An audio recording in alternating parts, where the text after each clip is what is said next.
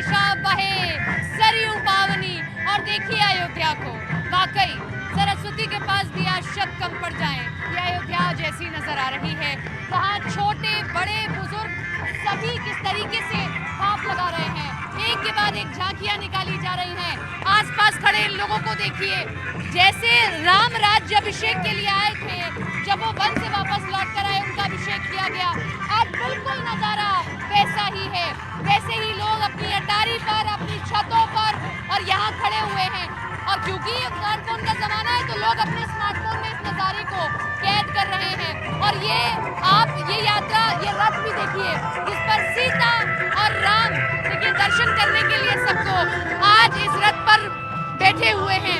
ऐसा ही, ठीक ऐसा ही नजारा रामचरितमानस में वर्णन किया गया है कि कैसे जब वापस आते हैं, उत्तरकांड का ये पूरा का पूरा वर्णन है। जब वापस आते हैं तो ऐसे ही राम जिस गली कूचे से निकलते हैं अयोध्यावासी प्रेम लुटाते हैं, आज वैसे ही प्रेम यहाँ भी लुटाया जा रहा है। जिस बच्चे को जो तरीका मिला, जिस व्यक्ति को जो तरीका मिला, वो उस तरीके से आज राम को नमन कर रहा है। हम भी इस तरीके में शामिल हुए हैं, हम भी नमन कर रहे हैं। ये दीपोत्सव बहुत खास है अयोध्या के लिए, क्योंकि उसका जन्मों का जो इंतजार है वो 22 जनवरी को खत्म होने जा रहा है। ये अयोध्या है, ये खूबसूरत अयोध्या है जिसका शब्दों में वर्णन ना आप कर सकते हैं, न मैं कर सकती हूँ। ये आतिशबाजी, ये रथ यात्रा, ये बच्चे, सब कुछ अद्भुत है, अलौकिक है, अविस्मरणीय है, जिसको देखने के बाद रोंगटे खड़े हो जाएं। पल भर को आपको लगे कि नहीं आप कलयुग में तो नहीं है, आप त्रेता युग में। नसीब हम थोड़ा सा और आगे जाएंगे, कुछ और झांकियाँ हैं। और क्योंकि देखिए कहीं भी रहिए, भारतवंशी होना बहुत ज़रूरी है, अपने देश को आगे ले जाते भी बहुत ज़रूरी है। तो ये लोग ध्वज को लेकर, राष्ट्रीय ध्वज को लेकर भी इस तरीके से नृत्य कर रहे हैं। कहाँ से आए? आजमगढ़ से मुन्ना लाल लिल्ली घोड़ी धोबिया ने। थोड़ा भोजपुरी में बोलिए ना। हाँ, आजमगढ़ से आयल बाड़ी जा। आजमगढ़ से आयल बाड़ी। हाँ, मजा आयल बाड़ी। बहुत बहुत मजा आयल बा। श्री राम, जय जय श्री राम, भारत माता की जय। अगर ऑप्शन दिया जाए कि राम के रथ के घोड़े बनो तो बनने को तैयार? अरे हम बराबर बनने के लिए तैयार हैं। बनने बन जाएंगे। तो ये रस है जो आपको अयोध्या के अलावा कहीं नहीं मिलेगा। नसीब जरा इधर आइए।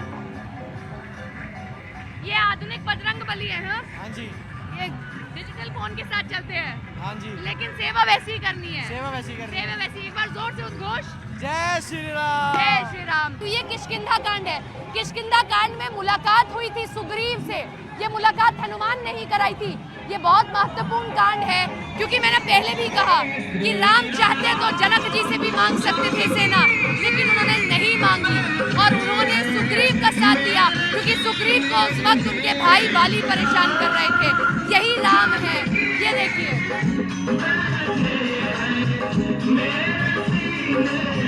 किष्किंधा कांड बहुत खूबसूरत पन्ना है, खूबसूरत अध्याय है पूरी की पूरी रामचरितमानस का, क्योंकि इसी कांड में मित्रता की सही परिभाषा को गढ़ा गया है कि मित्रता की परिभाषा क्या होनी चाहिए।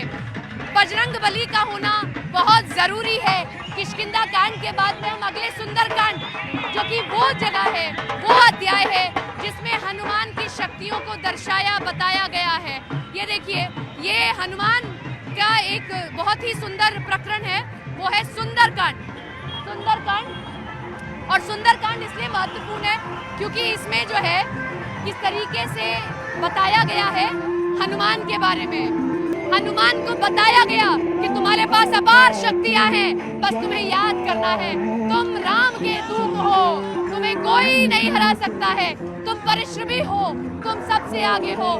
ये हनुमान को शक्तियां याद दिलाई गई थी कि आप में अपार शक्तियां हैं, बस इंतजार करना है आपको राम के नाम का। यही सुंदरकांड का मतलब है, यही सुंदरकांड में बताया गया है जो आप देख रहे हैं। ऐसे ही शक्तियां हनुमान की भी थी जो उनको दिखाई गई, बताई गई, और हनुमान लंका तक पहुंच जाते हैं। इतना बड़ा सागर लांग कर चले जाते हैं। आगे जो कांड आता है वो लंका कांड, जहाँ युद्ध होता है रावण से, सायक एक ना बिसर शोषा, अपर लगे बुझ सिर करी रोषा। यहाँ असली देखिए यही यहाँ दिखाया गया है कि रावण का युद्ध होता है। वो दिखाइए जरा नसीब।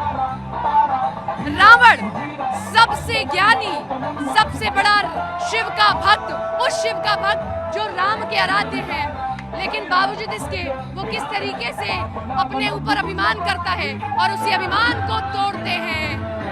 राम, श्री राम, जय राम। और उसके बाद अगला कांड आता है उत्तरकांड। अब आपको मैं लंका कांड के बाद उत्तरकांड की तरफ ले चलती हूँ, जहाँ आवत देख लोग सब कृपा सिंधु भगवान, नगर निकट प्रभु परे उतरे भूमि विमान।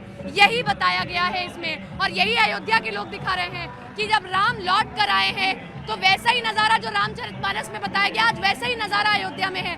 जहाँ जिसको जगह मिली है वो वहाँ खड़ा हो गया है और राम की इस पूरी प्रतिमा का, इस पूरी झांकी का दर्शन कर रहा है, क्योंकि यही तो आज उनके मन का विचार भी है कि राम लौट कर आए हैं।